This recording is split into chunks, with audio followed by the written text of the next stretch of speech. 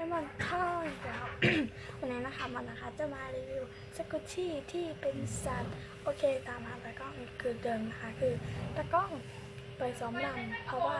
ตากล้องจะไปแข่งที่ขอนแก่นจันทร์หน้าก็จะมีตากล้องมาถ่ายอะไรเยอะเดี๋ยวตากล้องกลับมาแน่นอนโอเควันนี้นะคะเราจะมาทำสกุชชี่ที่เป็นสัตว์ทั้งหมดในคอลเลคชันเลยนะคะเดี๋ยวเราไปดูข้อที่หนึ่งกันเดี๋ยวเราไปดูชิ้นแรกกันเลยค่ะชิ้นแรกนะคะก็จะเป็นมินิเต่านะคะจัมโบ้โทโต้นะคะแล้วก็จะเป็นมินิโทโต้ก็ถือว่า2ชิ้นแล้วเนาะเราไปดูชิ้นที่3กันเลยหมอนนะคะคิดว่าปอมปอมพูลินน่าจะต้องเป็นสัตว์โรแมนติกเลยไหมไอติมสัตว์เลยนี่เป็นปอมปอมพูลินนะคะคล้ายๆหมาเลยเนาะมีสีเหลืองแล้วก็อันจะเป็นปอมปอมพูลินเกิร์ลปอมปอมพูลินบอยนะคะหมอนคิดให้เลยชื่อมันไม่รู้มันเรียกว่าไงแต่เขาเรียกแบบนี้แล้วกันเนาะโอเคเดี๋ยวเราไปดูชิ้นที่5กันเลยชิ้นที่5นะคะก็จะเป็นป๊อปปี้แองเจิลนะคะหรือว่า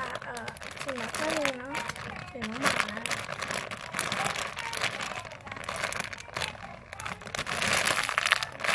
มันก็มีโหดมากคือคอขาดเลยนะคะแล้วเราไปดูชิ้นสุดท้ายกันดีกว่าชิ้นสุดท้ายนะคะก็จะเป็นไดโนเสาร์ว้าวนะคะที่จริงวันนี้ก็เราก็จะมาถ่ายวิดีโอด้วยแต่มันไม่ตอบแชทนะคะแล้วก็ไปกับแม่ดีกว่านี่นะที่จริงจะได้เปิดตัวแล้วช่องหนิงแชนแนลนี่แหละเป็นเพื่อนของมันเองนี่นะเป็นไดโนเสาร์แดนมาร์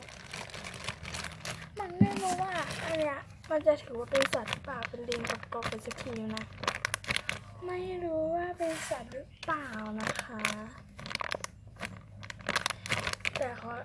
อนุโลมแล้วกันอนุโลมตัวเองว่าเป็นสัตว์นะคะแค่นั้นเนาะเดี๋ยวใช่มีแค่นั้นค่ะก็ขอท้าต่อดีกว่าขอท้าไปช่อง The Pit Pan Channel นะคะ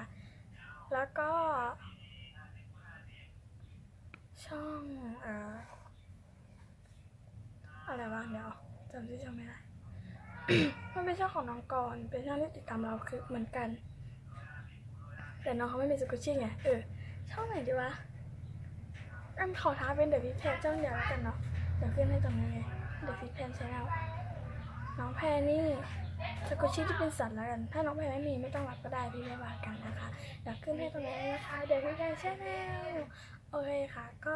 สำหรับวันนี้นะคะลาไปก่อนนะคะนี่ก็จะเป็นสกุชชี่สัตว์ทั้งหมดสกุชชี่สัตว์ทั้งหมดที่มันนี่นะคะแต่ไอติมเนี่ยไม่มั่นใจว่ามันจะแบบสกุชชี่สัตว์หรือเปล่าโอเคนะคะสำหรับวันนี้นะคะก็อย่าลืมกดไลค์กดซับสไครบ์ให้หวันเท้าด้วยนะคะบ๊ายบาย